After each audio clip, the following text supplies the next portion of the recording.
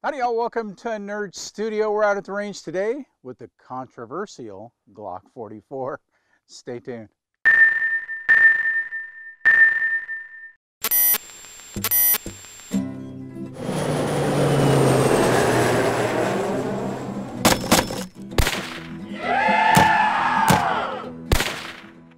So I gotta say, when we first started hearing about Glock coming out with a 22, it was pretty exciting. You know, the line, the company line on the Glock is they're incredibly reliable. I tell my students at concealed carry classes, it's arguably the most reliable handgun on the planet. So a 22 long rifle version was big news. And when you think about 22 long rifle, you really don't think about reliability in general, and nor should you. It's a rimfire round. They're not really, they're not a self-defense round. Squirrel hunting, absolutely. Plinking, certainly. But you can get some of these guns and the failure rate's noticeably high. So we figured Glock getting a run at it, and I think, Brandon, we were talking about 3 years, with 3 years that they spent developing this handgun. So we figured they were gonna nail it, right? Glock certainly has that reputation.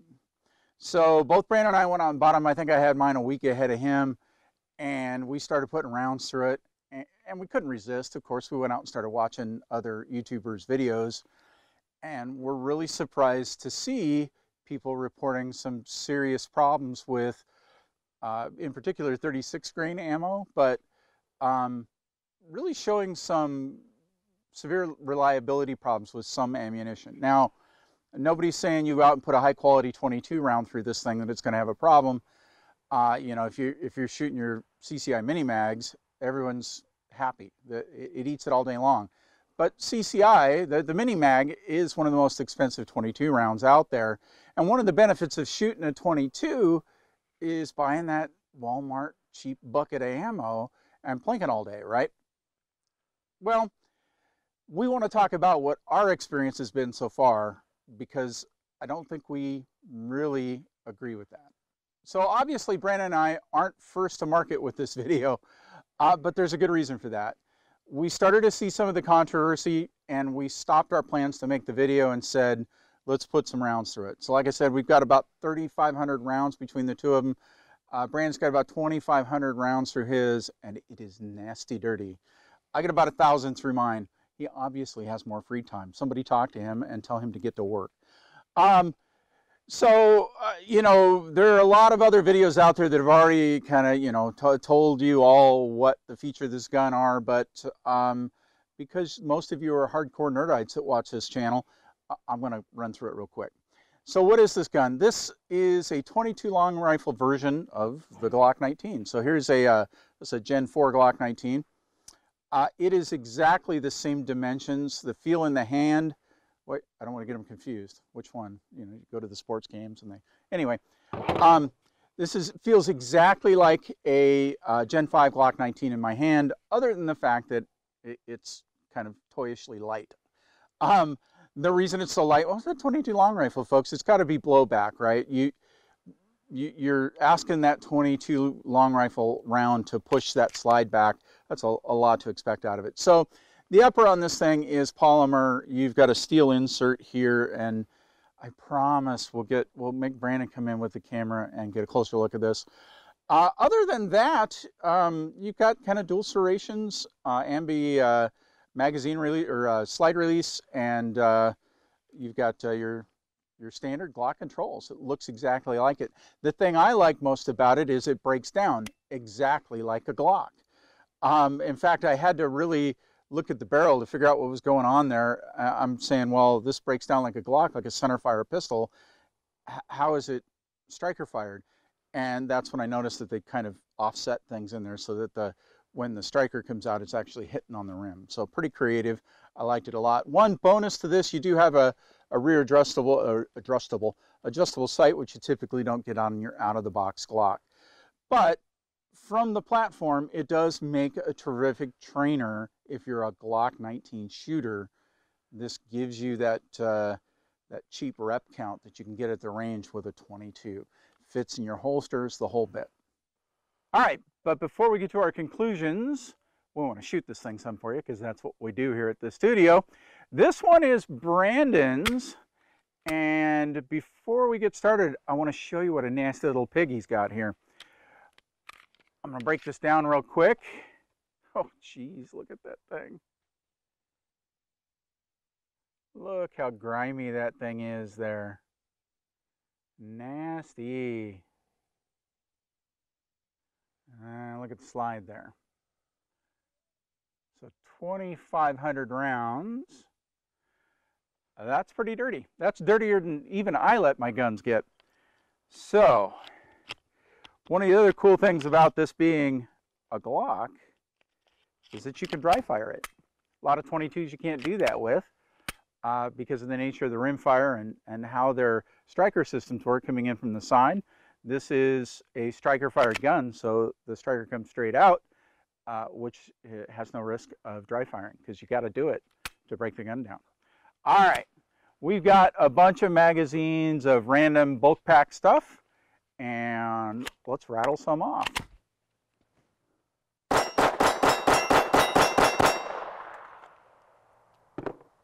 What do we got here?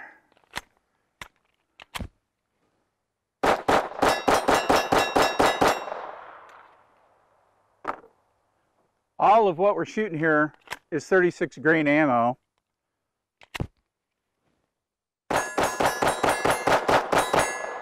Various manufacturers. We've got some Federal. We've got, this is Federal too. All of it 36 grain ammo. Oh, dirty, dirty. Oh, what do you got going here? All right. Ooh, trigger finger's getting tired.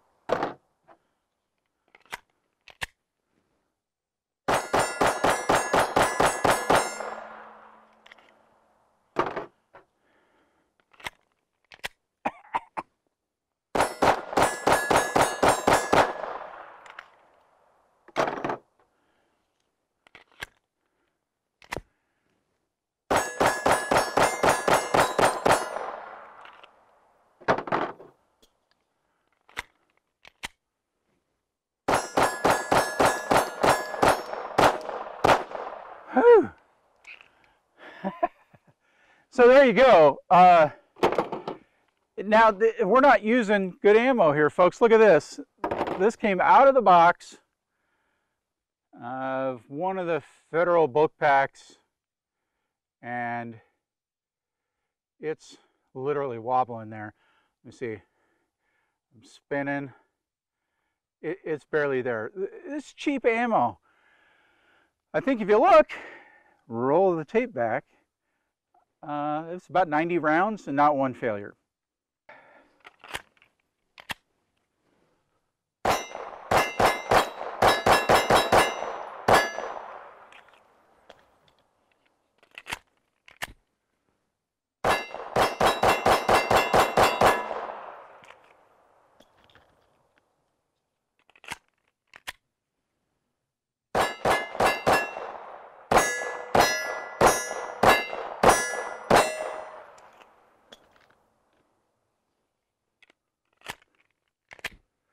Oop, that was me.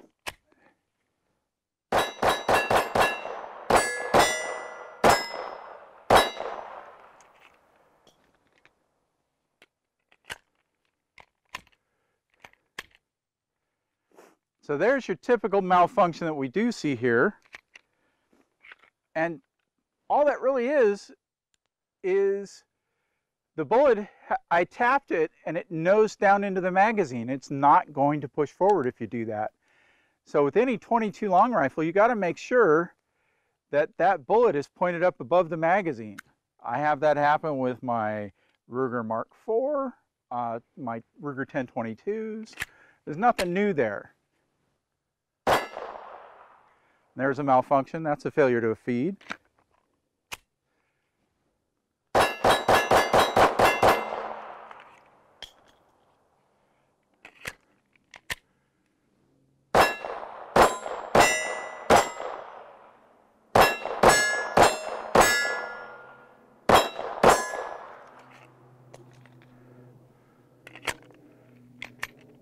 Same thing there.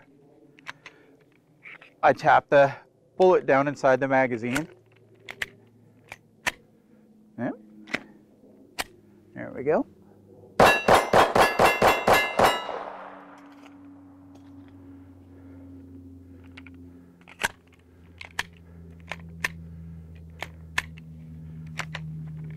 These are sitting in my pocket like that.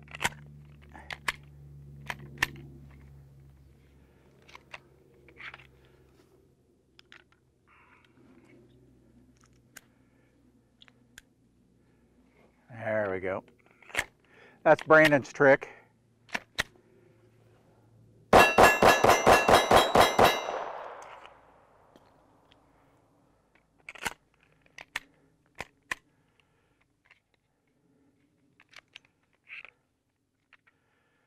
And get a close look at that.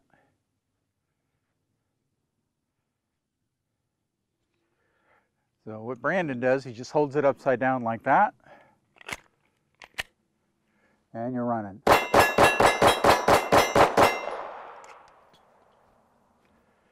Last one.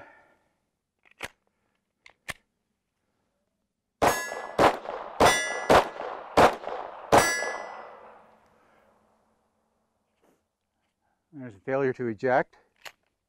Oh, double whammy. All right, there you go. Rolling.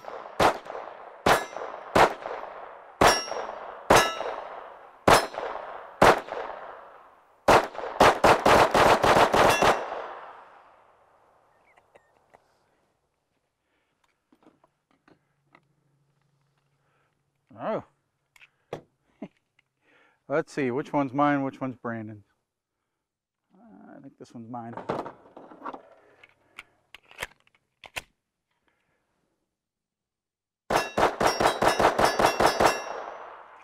Speed trigger.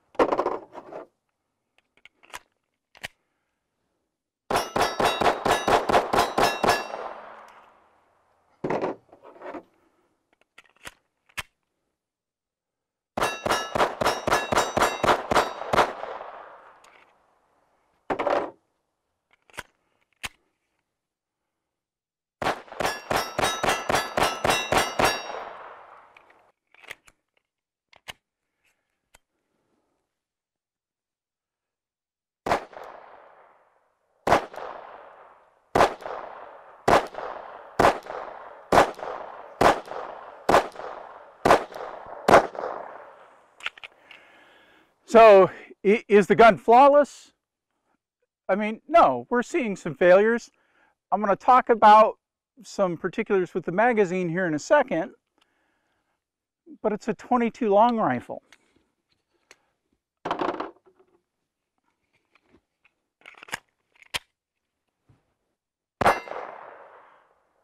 So there is a failure to feed, and I think this is my gun.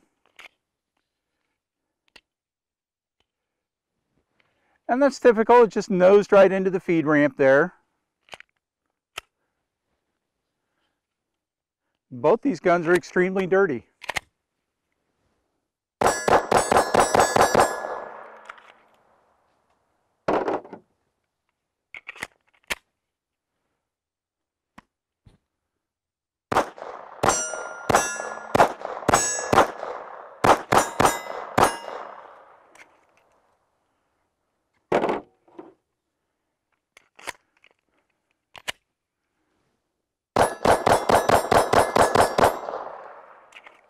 So real quick, Brandon, come check me on camera here.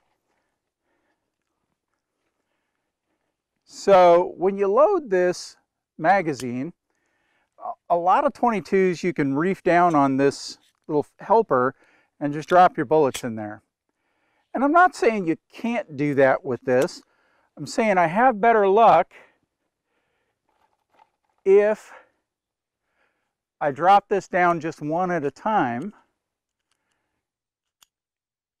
and put the bullet in like that. If I try and pull this all the way down and just kind of force feed these magazines, I have more trouble with it. What I've learned to do is simply bring that down one round and pop it in there. You can see how that the shell in this case is pointed up nicely. It's headed right for the feed ramp. If you jam that thing down and get it cockeyed in there, and it usually, you'll see the worst time that happens when you've got a full magazine. You get a full mag, and see if I can make it happen.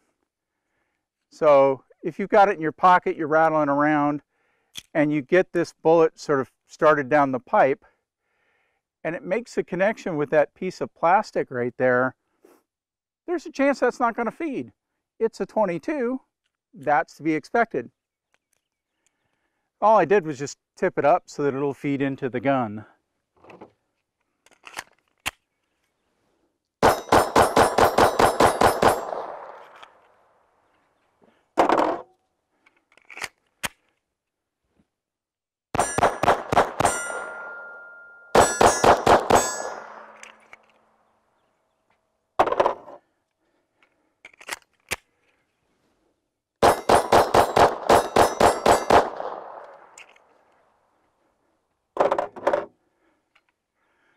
This one might have trouble, the way that's aligned. Let's see.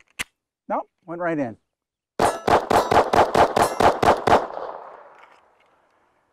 What else I got? Oh, there's one more.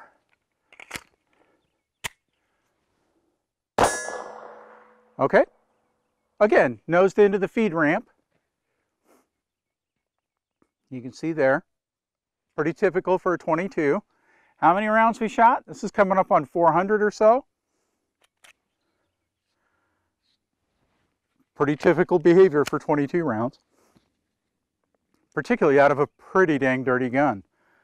Okay, so this one's nose down. Let's see if it performs. Yeah, same thing, nosed in.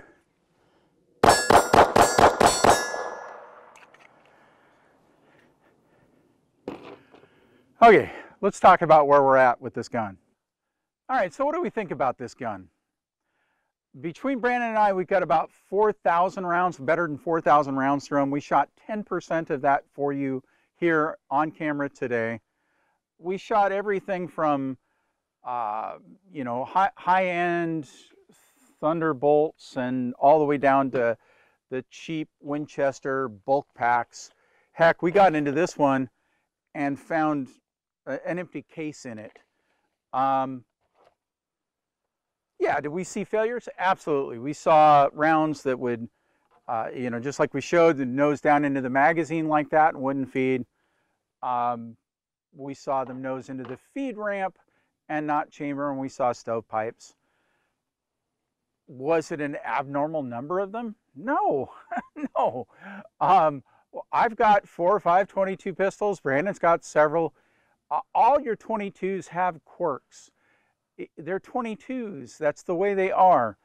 And this gun is not immune from that. So, I mean, if you're looking for, you know, the Glock reputation in 22 long rifle, that it's just going to eat anything and you can just throw it into the magazine all you want and the thing's just going to chug it down range, it's just not the case. To expect that out of a 22 long rifle is a bit much.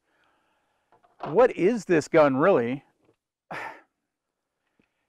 Is it the cheapest and most cost-effective plinker on the market? No.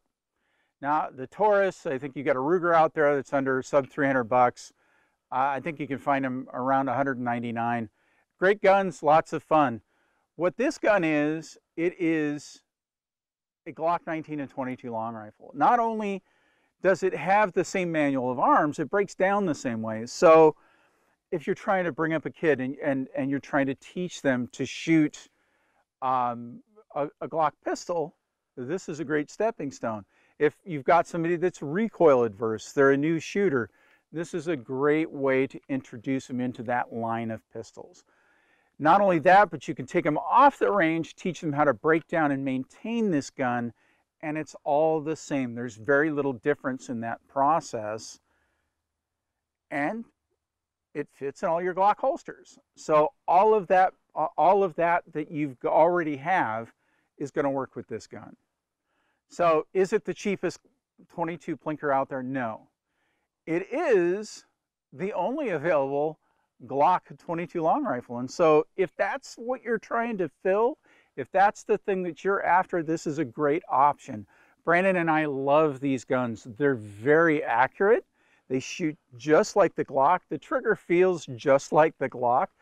I'm getting all kinds of extra reps out of my holster for next to nothing compared to shooting 9mm.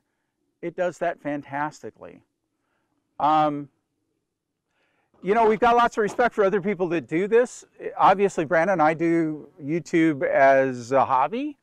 Neither one of us are making our living at this. Mostly it's just you nerdites out there watching these things. So, you know, we got no skin in the game. We're just giving you the opinion of the gun.